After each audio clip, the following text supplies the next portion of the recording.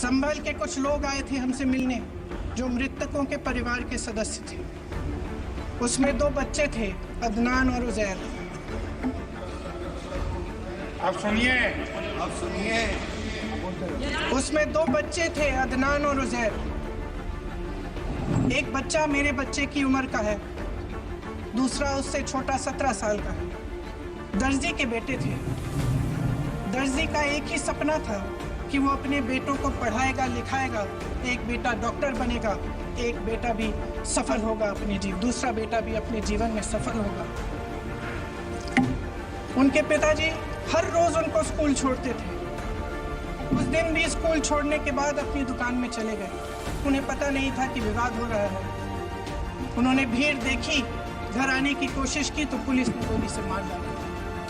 वो 17 साल का बच्चा अदनान मुझसे कहता है,